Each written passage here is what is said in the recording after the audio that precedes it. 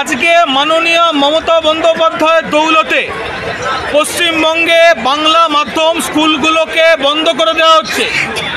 আজকে পশ্চিমবঙ্গে অবস্থিত ইংরাজি মাধ্যম স্কুলে বাংলা ভাষার পঠন পাঠন বাধ্যতামূলক না হওয়ায় বর্তমান বাঙালিদের একদিকে যেরকম মাতৃভাষা বাংলা ভাষা সম্পর্কে এতটাই অনীহা জন্মেছে, তারা বাংলা ভাষায় কথা বলতে লজ্জা পায়, তারা বাংলা ভাষায় পড়তে পারে না, বাংলা ভাষা লিখতে পারে না, সেটা গর্বের সাথে বলে। এই যে আমাদের গর্বের কলকাতা বইমেলা, বাঙালির কলকাতা বইমেলা, সেইখানে বাঙালি আজকে যে অবস্থা পশ্চিমবঙ্গ চলছে বাংলা ভাষায়, এই অবস্থা যদি চলতে থাকে, বাংলা ভাষার অবলুপ্তায়ন যদি চলতে থাকে, কলকাতা বইমেলা তাদের নিয়ে হবে। কলকাতার ছেলেমেয়েরা যদি বাংলা ভাষা পড়তে না পারে, এই কলকাতা বইমেলার ঐতিহ্য, এই কলকাতা বইমেলার যে গৌরব, সেই গৌরব ক্ষুণ্ণ হবে। কোন রাজনৈতিক দল, পশ্চিমবঙ্গে অবস্থিত একটি রাজনৈতিক দল এই ব্যাপারে উচ্চবাচ্য করছে না, করার ক্ষমতা নেই। কারণ রাজনৈতিক দলগুলো আপনাদের আমাদের বাঙালিদের নিয়ে রাজনীতি করছে। গদির দখল তাদের চিন্তা, কারোর চিন্তা নেই মাতৃভাষার উন্নতি, কোনো রাজনৈতিক দলের চিন্তা নেই বাঙালি জাতির উন্নতি সাধন। আপনারা বিবেচক মানুষ, আপনারা যারা আমাদের কথা শুনছেন, আপনারা বিবেচক মানুষ, আপনারাই বিচার করুন। আপনাদের আমাদের মাতৃভাষা বাংলা ভাষা আজকে পশ্চিমবঙ্গে যদি এভাবে কোণঠাসা হতে থাকে, তাহলে কি অবস্থা হতে পারে। আজকে সরকারি চাকরির ক্ষেত্রে বাংলা ভাষায় পরীক্ষা বাধ্যতামূলক না হওয়ার জন্য বিহার থেকে, উত্তরপ্রদেশ থেকে, নেপাল, যা ভারতের কোনো অঙ্গরাজ্য নয়, একটা বিদেশি রাজ্য, বিদেশি রাষ্ট্র, সেই বিদেশি রাষ্ট্র নেপাল থেকে এখানে এসে নেপালি ভাষা জেনে নেপালি ভাষায় চাকরির পরীক্ষা দিয়ে চাকরি পেয়ে যাচ্ছে। আর বাংলা ভাষা বাধ্যতামূলক না হওয়ার জন্য বাঙালি ছেলেমেয়েরা আজকে বাংলার বুকে কোণঠাসা, বাংলার বুকে কোণঠাসা। এ রাজ্যের বিরোধী দল ভারতীয় জনতা পার্টি, সেই ভারতীয় জনতা পার্টির মহারাষ্ট্রের যিনি প্রধানমন্ত্রী দেবেন্দ্র ফডনবিস, মুখ্যমন্ত্রী দেবেন্দ্র ফডনবিস, সেই দেবেন্দ্র রাজ্য মহারাষ্ট্রে মারাঠা ভাষা না জানলে সরকারি চাকরি করতে দেওয়া হবে না বলে সার্কুলার জানানো হয়েছে। আগের যে রাজনৈতিক দল ছিল শিবসেনা, শিবসেনার মুখ্যমন্ত্রীও শিবসেনা ক্ষমতায় আসার পর সার্কুলার দিয়েছিল, যদি মহারাষ্ট্রে মারাঠি ভাষা বাধ্যতামূলক না হয় তাহলে সে রাজ্যে থাকা যাবে না, চাকরি করা যাবে না। তাহলে এটা থেকে কি প্রমাণিত? মারাঠিরা মহারাষ্ট্রে কোন রাজনৈতিক দল দেখে না, দেখে কি তাদের ভাষা।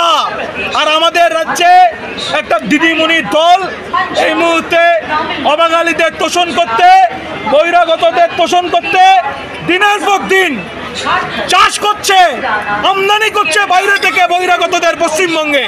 এই অবস্থা আজকে পশ্চিমবঙ্গে। আজকে একদিকে যেরকম দিদিমণি, আরেকদিকে বিরোধী দলনেতা। যে বিজেপি মহারাষ্ট্রে তাদের রাজ্যের ভাষা মারাঠা ভাষাকে বাধ্যতামূলক করেছে, সেই বিজেপির এই রাজ্যের বিরোধী দলনেতা শুভেন্দু অধিকারী এই রাজ্যে আমরা বাঙালির আন্দোলনের ফলে WBCS পরীক্ষায় 100 নম্বরের বাংলা ভাষা বাধ্যতামূলক হয়েছিল। WBCS পরীক্ষায় 300 নম্বরের বাংলা ভাষার পরীক্ষা বাধ্যতামূলক হয়েছিল। সেই বিজেপির নেতা শুভেন্দু অধিকারী সেই WBCS বাংলা বাধ্যতামূলক হওয়ার বিরোধিতা করেছে। বাঙালি জাতির সঙ্গে মির্জাফরগিরি করেছে। বাঙালির যে বাংলা ভাষার সম্পর্কে এই কুলাঙ্গার, বাংলা মায়ের কুলাঙ্গার সন্তান এই শুভেন্দু অধিকারী বিচারিতা করেছে। ওইদিকে আরেক বিজেপির নেতা মহারাষ্ট্রে মারাঠা ভাষাকে কার্যকর করছে, বাধ্যতামূলক করছে। আজকে এইরকম একটা অবস্থা চলছে পশ্চিমবঙ্গে। ভারতীয় সেনায় বাঙালি রেজিমেন্ট এখনো গঠন করা হয়নি। ভারতীয় সেনায় 19টি জাতিভিত্তিক রেজিমেন্ট আছে বন্ধুগণ, জেনে রেখে দেবেন। 19টি জাতিভিত্তিক রেজিমেন্ট, পাঞ্জাবিদের পাঞ্জাব রেজিমেন্ট, গুজরাটিদের গুজরাট রেজিমেন্ট, বিহারিদের বিহার রেজিমেন্ট, আসামিদের অসম রাইফেলস, এমনকি বিদেশি গোর্খাদের গোর্খা রেজিমেন্ট আছে। তাহলে কেন আজকে বাঙালি যে বাঙালির শৌর্যে, যে বাঙালির বীর্যে, যে বাঙালির লড়াইয়ে ভারতবর্ষ ব্রিটিশ মুক্ত হলো, সেই ভারত স্বাধীন ভারতে কেন বাঙালি রেজিমেন্ট গঠন করেনি? এই প্রশ্ন করেছে কোনো রাজনৈতিক দল? এমনকি আপনাদের মনেও কোনো রাজনৈতিক দল এই প্রশ্ন তুলতে প্রভাবিত করেছে? তুলতে প্রভাবিত করেনি, কারণ এই রাজনৈতিক দলগুলো বাঙালিদের নিয়ে রাজনীতি করে, কেউ বাঙালির কথা বলে না বন্ধু।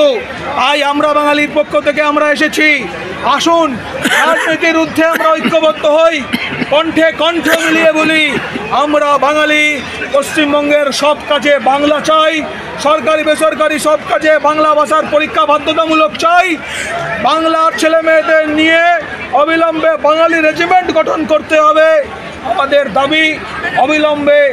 আর হিন্দি কোনো রাষ্ট্রভাষা নয়। বক্তব্যের শেষে এটাই বলবো, যারা মনে করেন হিন্দি রাষ্ট্রভাষা, ভুল করেন। ভারতের কোনো রাষ্ট্রভাষা নেই, হিন্দি ভারতের রাষ্ট্রভাষা নয়, এটা জেনে রেখে দেবেন। আমরা হিন্দি আগ্রাসনের বিরুদ্ধে পশ্চিমবঙ্গ, আসাম, ঝাড়খণ্ড এবং ভারতের যত বাঙালি অধ্যুষিত অঞ্চল আছে সেখানে আন্দোলন আমরা বাঙালি সংগঠনের পক্ষ থেকে সংগঠিত করেছি এবং ভবিষ্যতেও করব। আপামর বাঙালির কাছে আমরা বাঙালির আহ্বান, আমরা এগিয়ে আসি, আমরা ধর্মমত নির্বিশেষে সমস্ত বাঙালি ঐক্যবদ্ধ হই, এই দাবি জানিয়েই আমার বক্তব্য শেষ করছি। ধন্যবাদ।